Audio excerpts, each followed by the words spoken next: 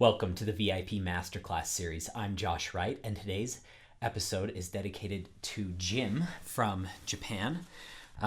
He said, Josh, thanks for letting me know about the April 23rd, 2017 video for VIP members, which I've just watched and found it very helpful, especially the dynamic terrace concept, because he had asked, his question today is all about Bach Fugues, and we did that on April 23rd, 2017, but he has a few follow-up questions that I'm going to do today from the Bach Fugue in A major book 2. It's BWV 888. When I say book 2, by the way, Bach wrote 2 books of preludes and fugues called The Well-Tempered Clavier, and each of them has 24 preludes and fugues in each of the keys. And the way the books progress is they progress chromatically with the parallel minor. So you have C major, and then you go to your parallel minor, which is C minor. And then you go to C sharp major, and then C sharp minor. Other composers, such as Chopin, for instance, sometimes like his etudes don't follow that pattern specifically. They kind of do for a little bit, like C major is the first one, and then A minor, so that's the relative. But then he goes to E major, which is kind of a random place to go, and then he does do the relative minor, C sharp minor, G flat major, E flat minor. So composers really enjoy making things in sequences a lot of times, and that's how Bachs are organized. So just a little extra piece of information for you guys in case you didn't know that. He asks, his first question is, any tips to ensure identical articulation for the subject whenever and wherever it appears throughout the piece? It is particularly difficult if it appears in the alto or the tenor voices. And just to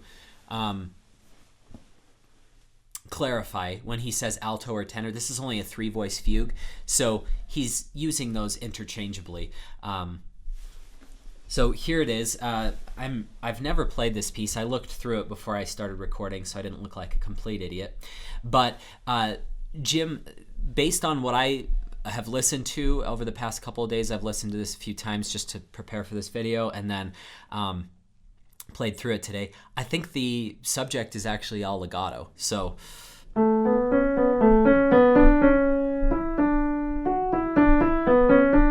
okay, and then his next question, any tips to ensure constant tempo for a fast fugue dominated by 16ths like this?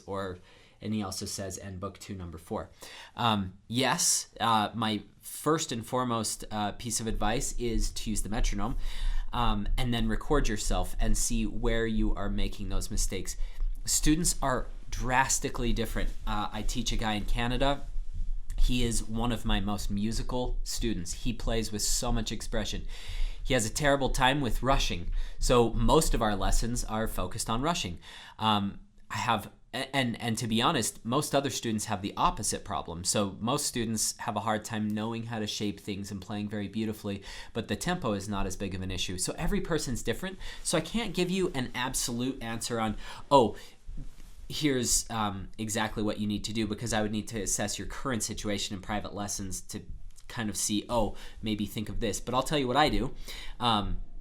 What I do is I always set a maximum tempo. So whatever your maximum tempo, let's say that's your maximum tempo. Maybe that's too fast, maybe too slow, but whatever you want, okay? Then what I do in performance is I say, here's my maximum tempo, and here is just slightly slower, okay? If you hadn't just heard that 2 seconds ago, and maybe it didn't even phase you there, you wouldn't know the difference in those tempi. And by the way, no one in the audience knows that. I have a student auditioning at the University of Utah to come join my studio this coming fall. He's one of my brilliant private students. He's just so talented, such a hard worker, really proud of him, all he's done. His name's Carl. He's actually part of this group. And he's playing Nomen Reigen by Liszt, which is like insanely hard. And I said, Carl, you keep getting these things unclear, like in those however this goes, those, like, just the ends of his phrases were a little unclear.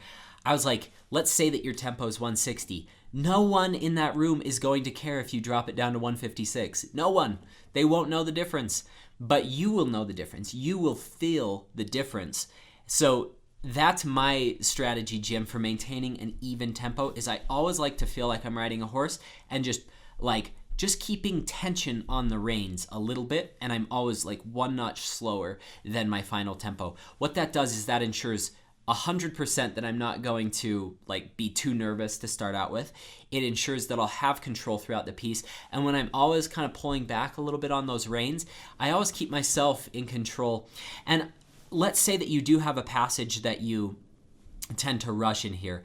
What I would start doing at that point is I would remind yourself and say, slow this down one notch on the metronome. Actually go a tiny bit slower. No one's going to be able to tell one notch, but you'll feel it inside. Those are the strategies I use to answer that question. Any tips to ensure perfect alignment of both hands when both hands play 16th note passages simultaneously in dialogue? Because my left hand is relatively less dexterous than the right one, the left hand tends, without careful attention, to slightly lag behind. I'm just going to go ahead and refer you to last week's VIP video for that question because we covered that so in depth. One thing I forgot to...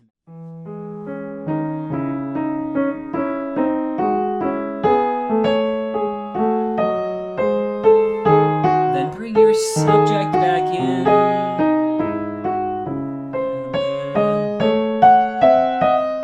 Okay, now for the meat of the video. This is why you came today. All of you who've made it this far, congratulations if you're not playing this piece. This is what we're going to call, just so we don't get it confused with my other methods, like the 3-4-5 boot camp, we're going to call this the 5-4-3 method, okay? So, and this is a very simple method, but it can be life-changing if you actually apply it. I notice myself not applying this almost daily, and then I remind myself, I'm like, okay. And I was thinking, how can I make this Bach Fugue video so different than my other Bach Fugue video, besides the specifics that Jim's asking about? And here it is.